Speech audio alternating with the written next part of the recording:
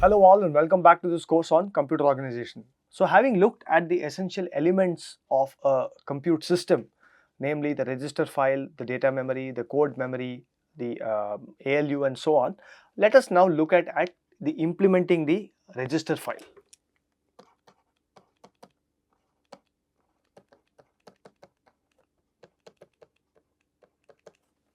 The register file is, what we had discussed. It's a bunch of registers. R0,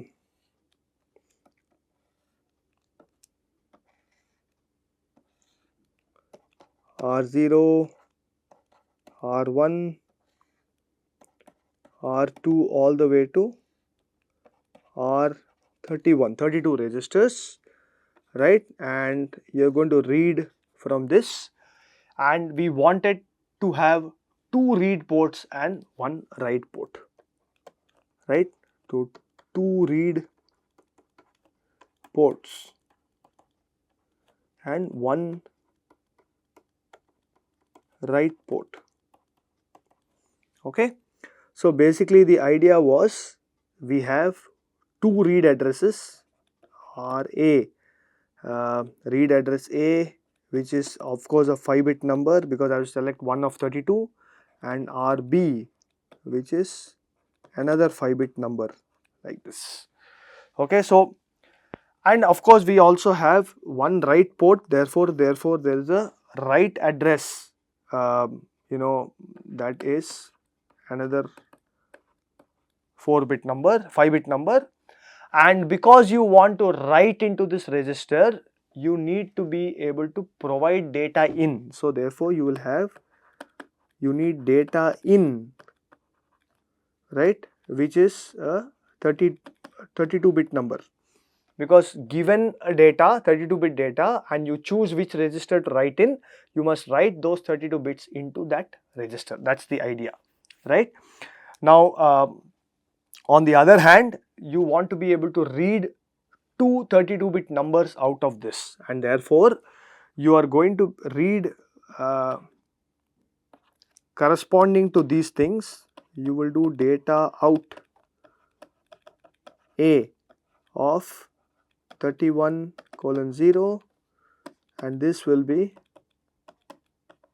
data out of B colon 31:0, right? So what do you want ultimately? How are you going to implement this 2 read ports and 1 write port? Well, data is available at the output of the flip-flop, right? So if you look at this register, right, if you look at any one register here, if you just look at R0, right, and I just turn it around, effectively it's going to look like this, right? Each bit is a flip-flop controlled by a clock, like this, right? And the data in is coming here, okay, D in, D0, D1, D2 all the way to D31. The output bits are Q0, Q1, Q2 all the way to Q31, and this is clock that you are going to use, right? So if the clock is not active, that means the flip-flop retains its earlier state, and therefore the data is available at the Q nodes. So these, what we are pointing to here, are actually the Q nodes of the flip-flop 31:0. Okay, that I have marked out here for you. Like that, for each register there are these 32 bits from the Q nodes that are being read, that are available for reading.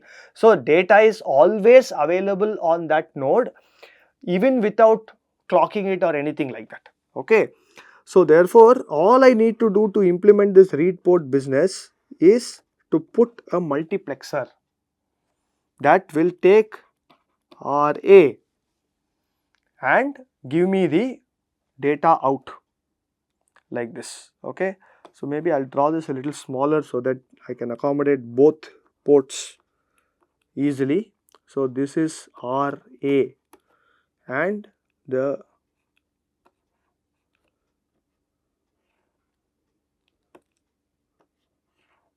goes here, then there is RB which appears here, and therefore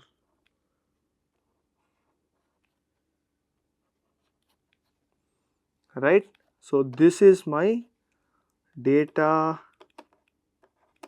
underscore out underscore A of 31:0, and this is my data underscore out underscore B of 31:0, right.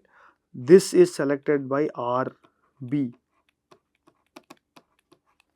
This is RA of 4:0, right. And in order to likewise you have some control for the write address and the data in as well. So we'll come to the write part a little later. Let us look at this multiplexer implementation a little closer. Okay, so basically what we are essentially saying is there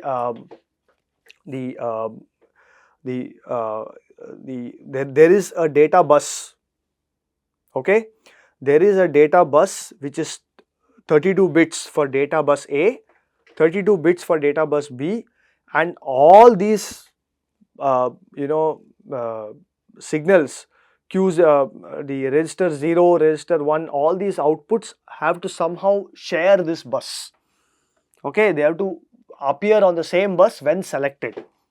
So therefore, let's go back to our digital systems a little bit. If you remember, in order to implement a multiplexer, if you want to implement like a 32:1 multiplexer and all that, the implementation can get very complex if you go through normal logic gates, and therefore the best way to implement a mux, right, a mux which is a 2 power n is to 1 mux with n select signals, is to simply use what is known as the tri-state inverter logic. Right, you have the tri-state inverter logic that you want, or tri-state buffer, right. You have the tri-state buffer here. Okay, so what you have to do is, of course, because these are all, or maybe call it an inverter because it is easier, right. So these are my enable signals. Okay,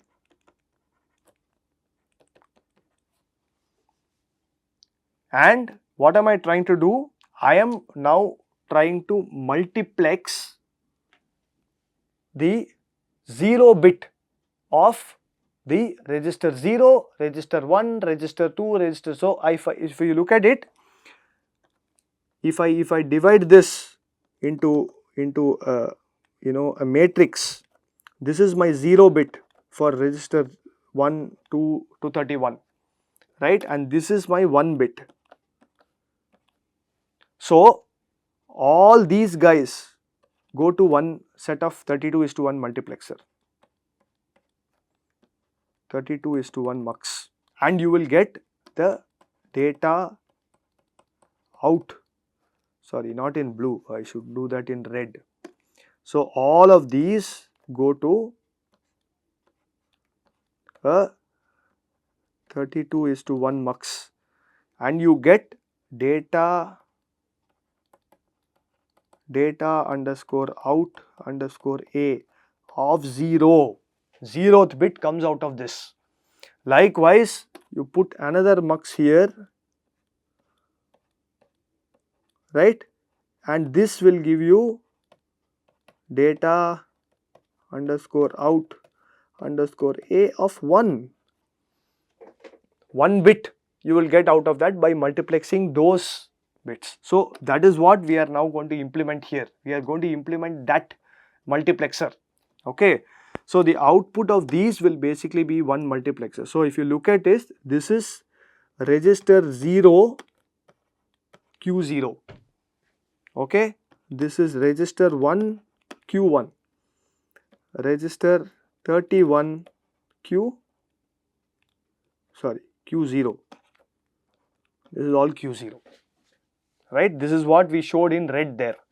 Okay, and what we can do is, with this tri-state inverter, you know that you can actually tie wire or all those outputs together, okay, and therefore you will get data underscore out underscore a of 0, right? Now what are these enable signals connected to? In 0, 1, 2, 31, right? This is going to come from your decoder, right? So what is this? You have this is a 5:32 decoder. This is your register address 4:0 read address, right? 4:0 is going to decode it and give you enable 0, enable 1, enable 31, right? Now if I look at another copy of this, right, like this, I'll have another copy. Maybe I should just leave it, right? No, I should not.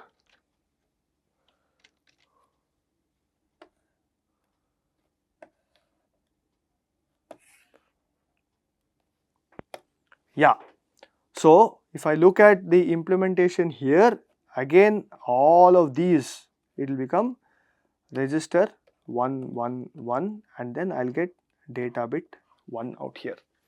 These select signals are basically the same because you are selecting them in parallel. If you select register 1 skew 0, that means you also need to select register 1 skew 1, register 1 skew 2 and so on. So therefore all of that essentially is the same. So basically you make a decoder and you get this. So likewise, okay, so these are what I will call instead of enable 0 to 31, I will call it enable A, enable A1, enable 31, right? Enable A0, enable A1, enable A31. Likewise here, enable A1, enable A1, right? So likewise for the second multiplexer also, you will give RB0 through another 5:32 decoder. Those 32 lines will generate, right? So if you look at it, likewise I will have another copy of this whole thing made.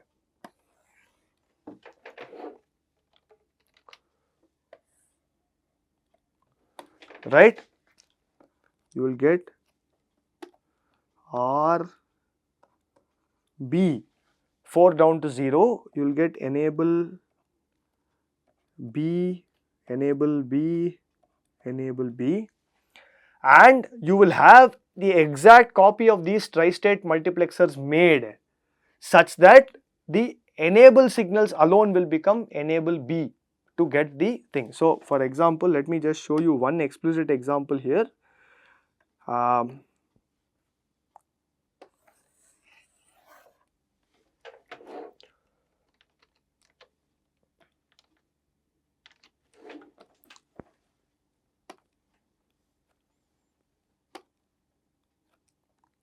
Sorry,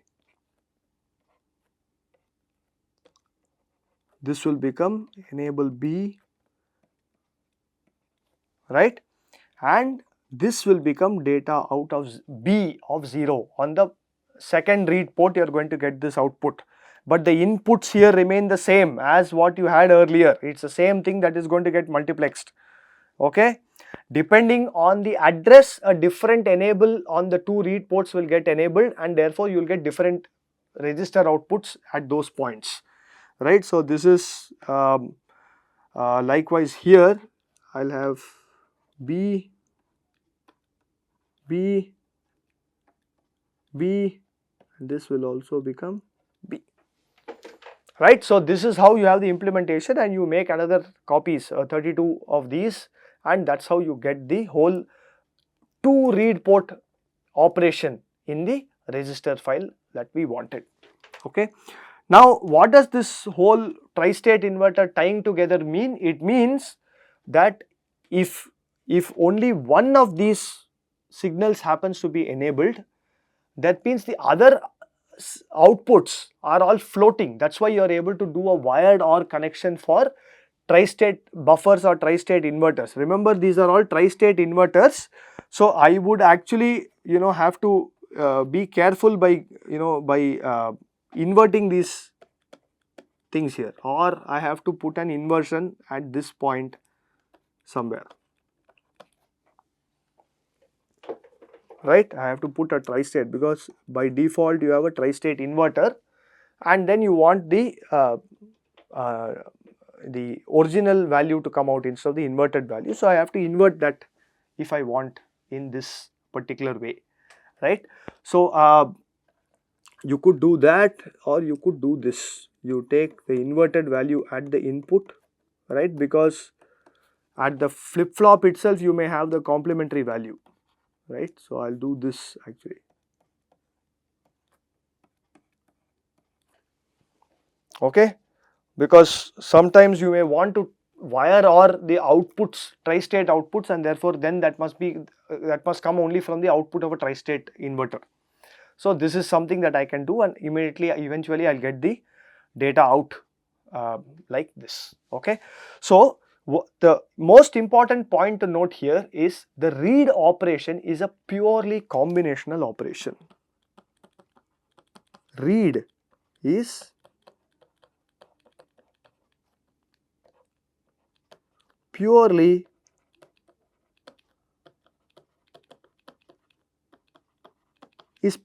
combinational in nature. What does it mean? It means that even if the clock does not pulse, if the clock is just held at 0 all through, there is no problem. The read will happen after a certain delay, right? So if you give the read address RA0, right, and you try to analyze, okay, how long this thing will take, the read address appears at a certain time, right, and then it gets decoded through this 5:32 decoder, whatever the propagation delay is, and then it's going to go through the tri-state inverter, and eventually you will get the answer out after the delay of the tri-state inverter, right? So we will come to this analysis a little later, but the read therefore is purely combinational, and therefore this has a very profound bearing on our discussion when we go further. So now let us look at the write port, right? We want to be able to write data into this. Okay, now how do you implement a write operation first of all, right? So when we are looking at all this thing, right, so you need a signal to actually indicate whether you want to write or not. Okay, because the clock is common to the entire thing, right, and therefore I'll have a common clock running in the entire system. I cannot use the clock to tell me whether I have to write or read. So I need an other signal. So I have a write enable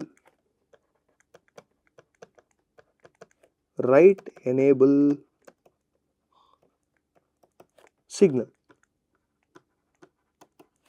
Okay, and this is what is going to determine whether I am writing data into this flip-flop in that clock cycle, or whether I am going to hold the data that was there in the previous clock cycle, right? Holding data is very simple.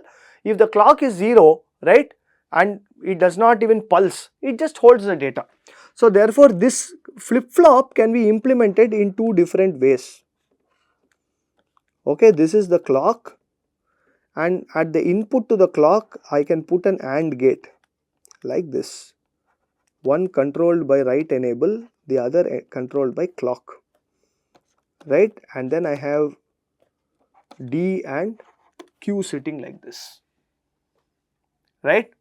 So this is one implementation. We will come to some timing diagram a little later. The alternate implementation is I put a multiplexer in the front of this flop, right. So the D is coming from here. This implementation is better because I am not messing with the clock. Okay. So inside this is just a D flip flop, D, Q and clock. Likewise here also D, Q and clock. So what will happen in case A, only if the write enable is high, will the clock even pulse for the D flip flop? Because it's an AND gate. So even if the clock is pulsing, so even if the clock pulses every single cycle,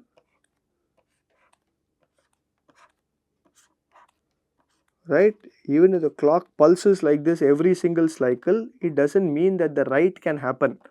So if you look at the clock underscore DFF, what's the clock that's going to the actual D flip flop, right? And let's say my write enable is like this.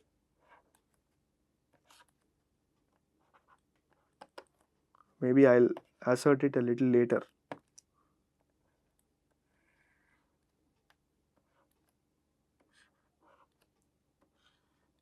Right, this is my write enable. My clock DFF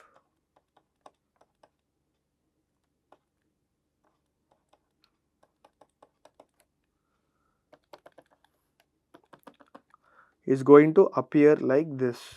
So when the clock goes high and write enable is high, this thing will appear. So there will be one small pulse during this period. If the data is set up before that clock edge appropriately, it will get written into the output queue appropriately. Otherwise, so the clock itself is pulsing for a very small period of time, right? So on the other hand, the other implementation is slightly different because it's going through a multiplexer where I have the write enable controlling this. So this is 1, this is 0. So if the write enable is going to the multiplexer like this, if it is 0, then by default it is just holding the previous state, whatever state is there. So if you look at this flip flop, every cycle something is being written. It might be the same value, which means there is nothing to write, but the attempt to write is happening every cycle. Whereas here the attempt to write happens only when the write enable is asserted. Okay. Now both are used in practice. This is slightly better, like I told you, because you are not messing with the clock, you are not ANDing the clock and all that stuff. Somewhere if there is some glitch and stuff like that, your whole system can go for a toss if you don't design such systems properly. Whereas these are easier to analyze if you put multiplexer like this and all that stuff. It is just sort of safer to do it this way sometimes. Okay. But the net that I am trying to convey here is, unlike the read, write is a sequential operation.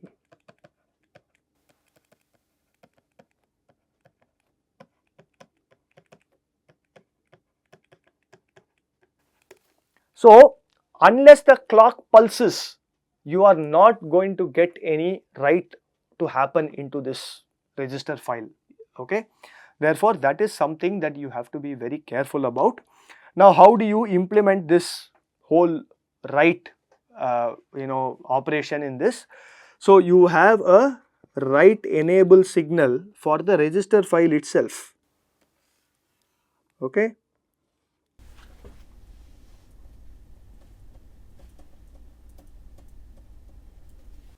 So now I am going to just look at the register file like this. These are your data underscore out underscore A, data underscore out underscore B, right?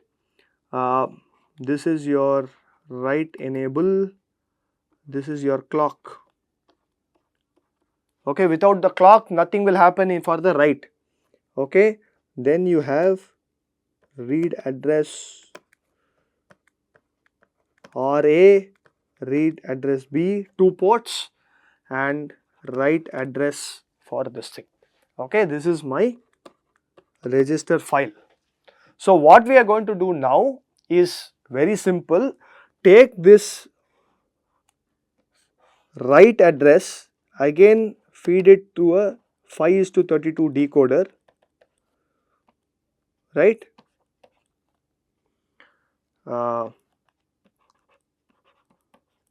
4:0, and you will get 32 enable write, enable 0, write enable 1, write enable 31.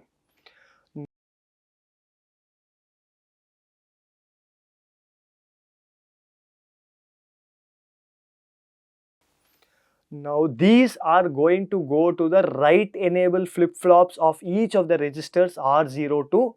So for example, this will go to the write enable signal pin of the 32 flip-flops, write enable pin of 32 flops in R0.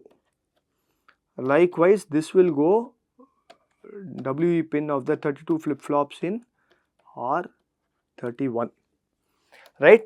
Therefore, depending on which address you choose and what what address you give, what address you give and the write enable signal, master write enable signal, one of the write enables of these flip-flops will be chosen, and when the clock pulses, data will be written into that flip-flop